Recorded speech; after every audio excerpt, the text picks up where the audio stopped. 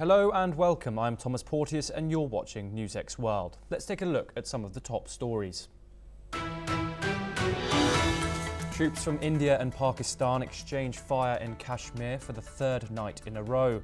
This comes as Indian Prime Minister Narendra Modi expresses deep anguish over the Pahalgam terrorist attack, assuring victims that they will get justice.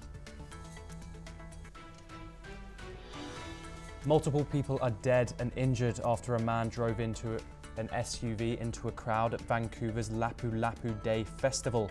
Police say a local man is in custody, ruling out terrorism as Prime Minister Carney and other leaders express devastation at the incident. A massive blast in Iran's largest port kills 25 and injures over 800 people. Officials believe poorly stored chemicals caused the explosion, but it's too early to confirm. Iran and the United States agree to continue nuclear talks, with discussions expected to resume next week. Donald Trump signals confidence in a deal, while Iran insists on maintaining uranium enrichment and defense capabilities. President Donald Trump criticizes Vladimir Putin on Truth Social, hinting at a shift in his stance on the Ukraine war. The comments come after Trump's historic meeting with President Zelensky ahead of the Pope's funeral yesterday. President Volodymyr Zelensky also holds talks with French President Macron, UK Prime Minister Keir Starmer and Italian PM Giorgia Meloni after meeting with Donald Trump. The leaders discuss progress towards a peace deal and commit to continuing efforts to end the war in Ukraine. Russia fires 149 drones at Ukraine overnight, killing one and wounding another in the Pavlohrad, according to officials. Ukraine's Air Force says it successfully shot down 57 drones amid the heavy barrage. 2 people are killed and others are injured after strikes hit Sana'a in Yemen amid US actions against the Iran-backed Houthi forces. The escalation follows tensions over Red Sea shipping disrupted by Houthi attacks.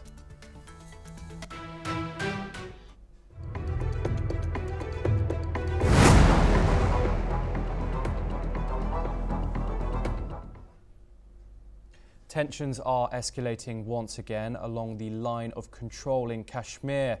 Overnight, there was an unprovoked small arms firing from Pakistani posts, especially in areas like Lipa and Neelam valleys.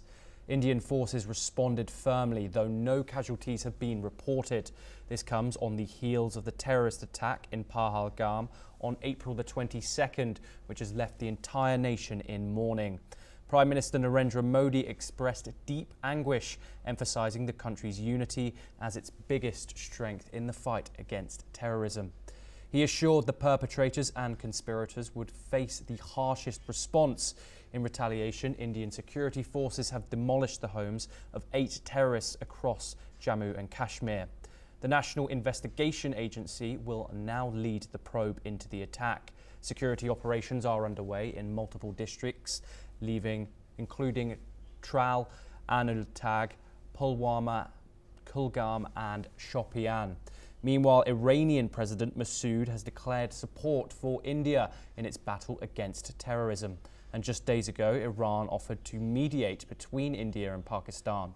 In a significant diplomatic move, India has cancelled all existing visas for Pakistani citizens. Medical visas will remain valid only until April the 29th. We are joined by Brian Thomas, correspondent, who is currently in Tral, Jammu and Kashmir, for updates from the ground. Brian, thank you very much for joining us. What updates have you got for us today? Clearly, yes, the security forces, along with the district administration, are demolishing the houses of the terrorists itself. More than 7 residential properties of the terrorists have been razed by the security forces along with the district administration. Just a while back, we were at Tral, where there was another, terrorist house that was razed. Many such houses. We were also at a house of Adnan Shafidar also, whose house was in Mulhar also. So we have been going, NewsX World have been going and covering and showing the houses that have been demolished also in different places. And security forces have been carried out many such locations. You talk about Pulwama, you talk about Tral, you talk about Anandnag, you talk about Mulwar, you talk about Shopian. All these places, the security forces have been razing and demolishing the houses as part of the initiative to identify, track, and even eliminate the terrorists who have been there. Apart from that, if we talk about Pahalgam, the tourists have started coming back to Pahalgam. So yes, there is a sense of relief. There is a sense of, resilience that the tourists are showing as part of the incident that has happened that jolted not only Kashmir but the nation. But the people are coming together to show resilience. The tourists are coming. They are, returning back to Kashmir. They are returning back to Pahalgam as a part to celebrate and to be there and to even show solidarity to the people who have unfortunately lost their lives in the brutal terror attack that had happened in Pahalgam itself. Brian Thomas, thank you very much for joining us. We are joined by Major General Shashikant Singh, defence expert, to discuss this topic further. General, thank you very much for joining us. The Indian military reports that Pakistani troops have fired along positions along the line of control. No casualties have been reported, but this is the third night in a row that this has happened. What are your views on these developments and the rising tensions between the two countries, especially in the region of Jammu and Kashmir after this attack?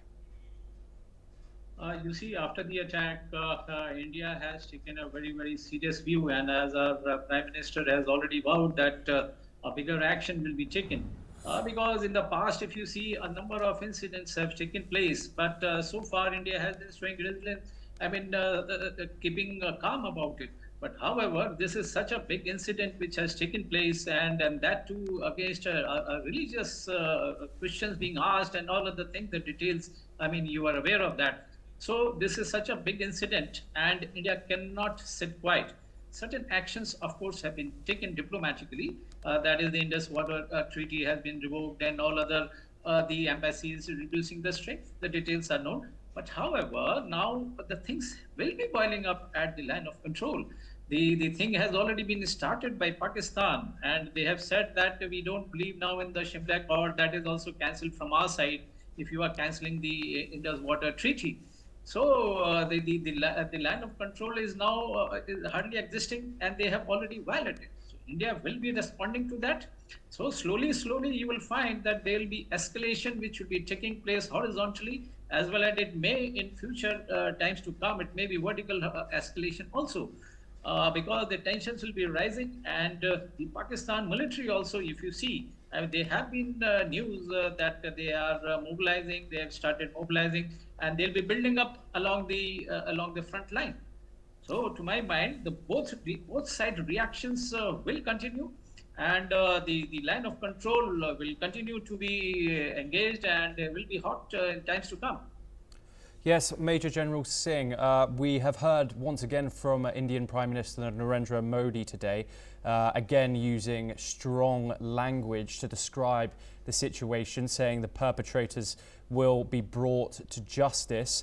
What are your thoughts about the language and the decision Prime Minister Narendra Modi has made during this developing situation? You see, he has made his, indirectly, he has already conveyed that this time it is going to be a beyond imagination, the reaction from the Indian side. And once and for all, we want to root out the entire cause of this terrorism, which has been prolonging for last almost 25, 26 years, and duly supported by our neighboring country. And that too, non-state players, the terrorist organizations directly challenging Prime Minister means India directly. They do whatever you want to do, go and tell. So, the India is not going to keep quiet, and it's a matter of time. It will be a surprise time as well as a place of our choosing.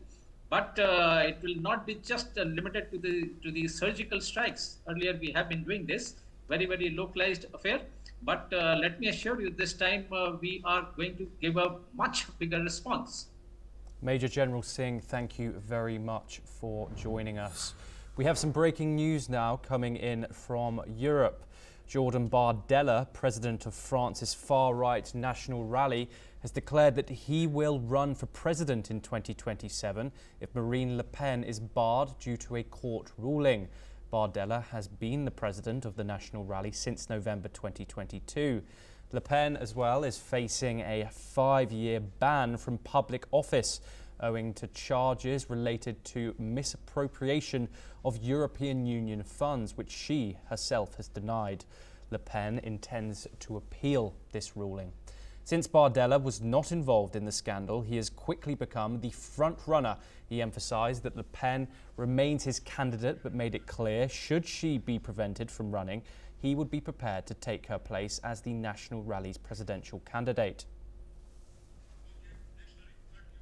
We now move to the developing situation in North America, where a deadly incident occurred in Vancouver on Saturday night when an SUV drove through a crowd at the Filipino community's Lapu Lapu Day Festival. The attack took place shortly after 8 p.m. local time or 4 a.m. BST during the annual event. Witnesses say the vehicle sped through a street lined with food trucks and packed with people. Police have confirmed multiple fatalities and injuries, though they haven't specified the exact numbers yet. A 30-year-old Vancouver man is currently in custody, and authorities are confident that the incident was not an act of terrorism.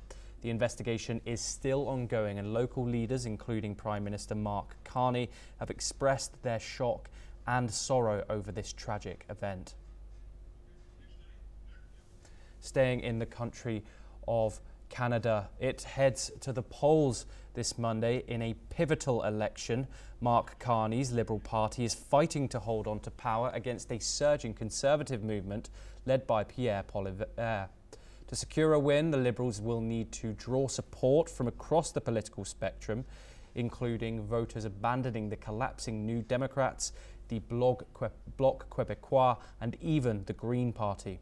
The ruling party is leading with 44% backing against 40% for the opposition Conservatives, according to some polls. The closing speeches of the candidates highlighted US President's comment about absorbing Canada into the United States. David Perry, president of Canadian Global Affairs, summed it up, saying, and I quote, "President Trump tends to suck up almost all the oxygen here." Here is what David Perry had to say. International world. Prime Minister Trudeau was in his own right deeply unpopular, but I don't think the polls would have the Liberals in the position where they're favored to win Monday without what's happened since January 20th and the rhetoric from the American president, particularly that about the 51st state and calling the Prime Minister governor. I think on a whole, Canadians have a lot of admiration and fondness for the United States, but we want to be our own country, and we take that pretty personally. As the campaign enters its final hours, all candidates have delivered their closing speeches. The Liberals have governed since 2015, first under former Prime Minister Justin Trudeau, who stepped down earlier this year. Since then, the Conservatives have led in the polls by double digits, until Trudeau's resignation, that is, and then Trump's re-election, which shifted the momentum. Now, with the Liberals back on the rise, the New Democrats risk losing official party status if they can't reach the 12-seat threshold. The Bloc Québécois, meanwhile, is fighting to maintain its stronghold in Quebec, defending a 30-plus seat bloc up since 2019. The Liberals hold 42.9% support, followed by Pierre Poilievre's Conservatives at 39.3% and the New Democratic Party at 7.2%, according to the CTV News Globe polls. Let's take a listen to what the leaders had to say. And we will back the trades, and we will make sure that any young person in this country that wants to get into the trades will be encouraged to do so, and we will tell them that the best jobs in the future are going to be in the trades. Boots not suit. We can win this election with your help. You've all given so much, but I'm going to use my hockey analogy again. We are down to 2 minutes in Game 7 of the Stanley Cup. We need the leave everything on the ice. So a few more door knocks, a few more phone calls, a few more conversations, a few more conversions. We want everyone possible to support us, regardless of which party they supported in the past. My message, first of all, to workers in potential negotiations going forward, I want you to know my number one priority is you. I'm going to be fighting to make sure you are the priority. We have often heard and seen in crises that it is workers who are asked to sacrifice. It's workers who are forced to tighten their belt, and I think that is wrong. It should not be on the backs of workers that we fight this trade war, and so my commitment to workers is I'm going to always put you first. My message to Donald Trump is, without any reason, without any provocation, in an illegal manner, you've attacked our country. But we're going to fight back and defend our interests. We are strong, we are proud, and we're going to fight back. Next, let's turn to the Middle East, where in some latest updates, a deadly explosion has rocked Iran's largest commercial port. Shahid Rajaee has left at least 28 people now dead and at least 1,000 injured. The blast occurred on Saturday near the strategic Strait of Hormuz, a key shipping route for global oil exports. Initial reports suggest the explosion was triggered by a fire at a chemical storage depot, possibly involving sodium perchlorate, a substance used in missile fuel. The explosion caused a massive blaze, sending thick smoke into the sky and damaging port buildings. Rescue teams are still battling the flames, which are being fueled by strong winds. Hundreds of victims have been rushed to nearby hospitals and a blood donation drive is underway. Iranian authorities have launched an investigation, with the president offering condolences and calling for a thorough inquiry. Schools and offices in the Bandar Abbas, the nearby city, are being closed as emergency operations continue. We move back over to Europe now, where Russia has launched 149 drones at Ukraine overnight, according to Ukraine's Air Force. The attack resulted in a casualty in the eastern Dnipropetrovsk region. The governor of Dnipropetrovsk reported that one person was killed in the city of Pavlorad and a 14-year-old girl was wounded. Ukraine's Air Force said it successfully shot down 57 of the 149 drones, while 67 others disappeared from radars before reaching their targets, likely due to them being jammed by electronic warfare systems.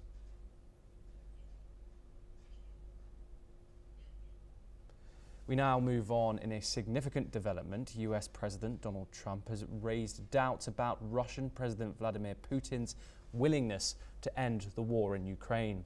This followed a meeting with Ukrainian President Volodymyr Zelensky at Pope Francis's funeral. Trump expressed skepticism on Truth Social, questioning Putin's intentions after missile attacks on Ukrainian cities. Trump has raised concerns over Russia's missile strikes on civilian areas, suggesting secondary sanctions may be necessary if Russia continues its attacks, adding pressure for a peace resolution. Meanwhile, Zelensky called his talks with Trump productive, discussing a ceasefire and a lasting peace. The meeting was their first face-to-face encounter since February's heated White House confrontation. While in Rome, Zelensky met EU Commission President Ursula von der Leyen, where she assured Ukraine of continued EU support, saying that they can count on assistance in negotiations from the European Union. The talks focused on Ukraine's EU membership and security amid Russia's ongoing aggression. Following the meeting, Zelensky met UK Prime Minister Keir Starmer. They discussed Ukraine's peace efforts, military support and the need for a lasting ceasefire to ensure security and sovereignty. Italian Prime Minister Giorgia Meloni also met with Zelensky in Rome, urging Moscow to commit to peace talks. Meloni condemned recent Russian attacks and stressed the need for an unconditional ceasefire. Meanwhile, the Kremlin announced that President Putin is ready to engage in peace talks with Ukraine without preconditions, signaling a potential shift in Russia's stance towards negotiating an end to the conflict. We are now joined by Ulia Dobina, Senior Fellow at the Ukrainian Prison located in Kiev. Thank you very much, Ulia, for joining us. Obviously, the big news both today and yesterday was that those amazing pictures that came out of Rome, that one-on-one meeting with President Zelensky and President Donald Trump. That also followed a response on Truth Social of Donald Trump seemingly souring on Vladimir Putin. What are your thoughts on Donald Trump possibly changing his outlook on the Ukraine conflict? Well, of course, it's very important for us because if you remember, for a long time, President Trump has been blaming Ukraine for launching the war, which is absolutely not true because Russia is the aggressor state. And so, but if you do not diagnose the situation correctly, then there is no way for you to actually find the correct resolution. And so, when President Trump seems to get closer to acknowledging that it's actually Russia who continues to wage the war and continues to wage the war of aggression, it's important for us because from our understanding, this is actually moving the situation closer to the resolution. Yes, Ulia, there's been mentions of possible secondary sanctions on Moscow from the United States. How effective do you think that that method would be? I mean, it's going to really depend on how well the sanctions are designed and how well they're implemented and whether or not Russia is able to go around those, because from what we've seen so far in the current administration, they first disbanded the force that was looking for assets of Russian oligarchs. And they also made some other decisions that would actually, and they expressed their readiness to lift some sanctions from Russia. So this is moving, at least in Ukraine's opinion, that statement is a movement in the right direction. But whether or not the U.S. will do it, we will see it. And it's going to depend, as I said, on how they implement it and how efficient and how well they design those sanctions. And what would you say about the current mediation efforts of the United States? Obviously, this photo and this meeting between Zelensky and President Donald Trump was an amazing development. But we also saw President Zelensky meeting with several other European leaders as well. What are your thoughts on the current efforts of Europe in this conflict? Well, I mean, it looks like at this point, President Trump is gaining better understanding of what's happening, and European countries also understand that they will have to get involved more, and especially if there is a ceasefire, then there will need to be some sort of a force to keep the ceasefire.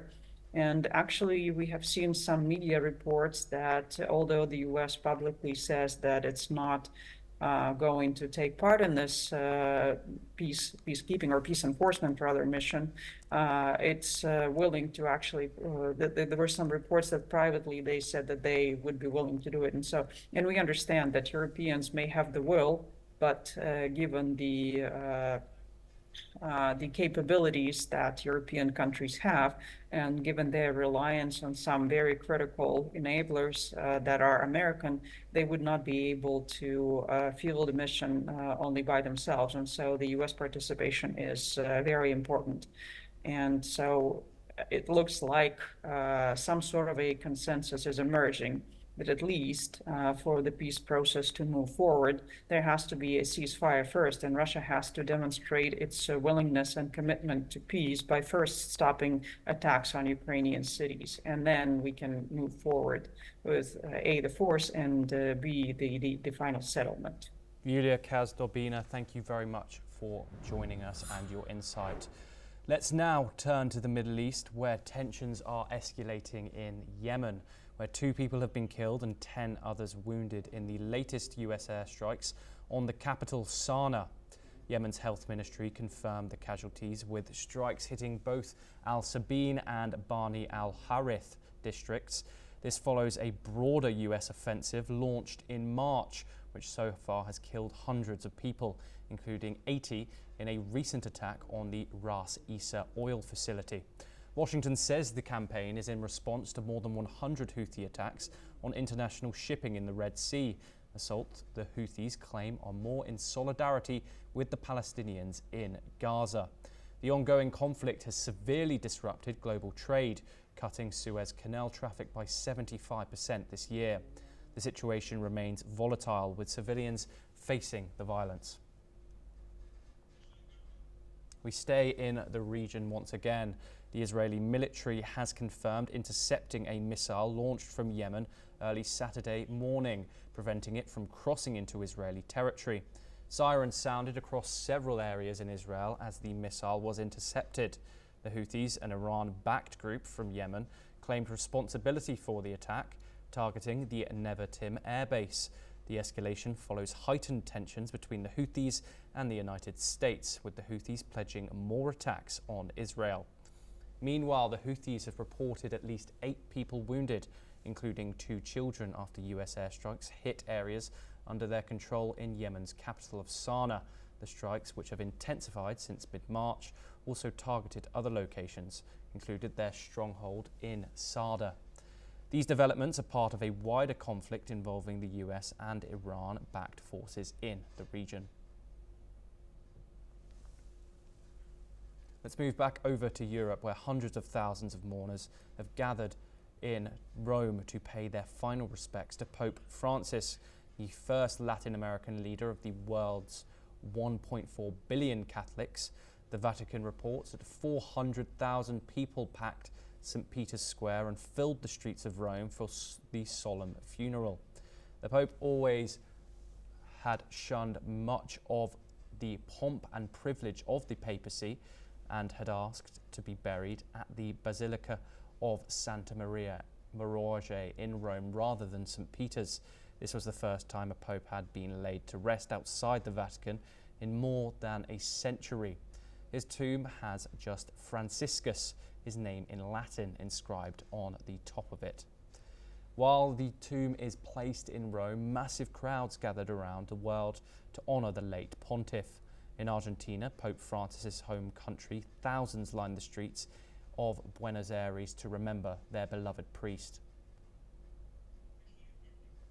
Let's move to Central Asia now, where Chinese Foreign Minister Wang Yi met with Uzbek Foreign Minister Baltygyor Samidov in Almaty, Kazakhstan. The two leaders discussed the strengthening of China-Uzbekistan relations, elevating them to a comprehensive strategic partnership. Wang highlighted major projects such as the China-Kyrgyzstan-Uzbekistan railway and renewable energy developments. They also focused on enhancing cooperation in fields like AI, digital trade and climate change. Both countries committed to deepening strategic mutual trust and fostering economic growth. Here's what the Chinese Foreign Minister Wang Yi had to say. 比如说去年以来，这个在乌兹别克投资兴业的中国企业有新增的1000多家，这个数字让我们感到很振奋。中吉乌铁路、新能源汽车的联合生产，还有布哈拉风电站等重大项目相继的开工或者。 Wang Yi attended the 6th China Central Asia Foreign Ministers meeting on Saturday in Almaty.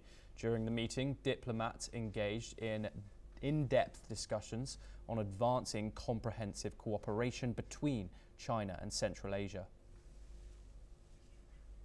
We move back to the Middle East, where in a significant political development, Palestinian President Mahmoud Abbas has appointed his close aide Hussein al-Sheikh as the first ever vice president in the Palestine Liberation Organization, positioning him as a potential successor. The move follows growing international pressure for PLO reforms and aims to strengthen Abbas's Palestinian Authority in the post-war governance of Gaza. Sheikh, a long-time ally of Abbas, has held several key positions within the PLO, including head of its negotiations department. While some see this as a step towards political reform, others, including Hamas, have criticized it, calling it a move to consolidate power and undermine Palestinian sovereignty. Abbas's decision comes amid growing calls for political and institutional reforms in Palestinian leadership. Well, that's all we have time for. We will continue to bring you more news updates from around the world.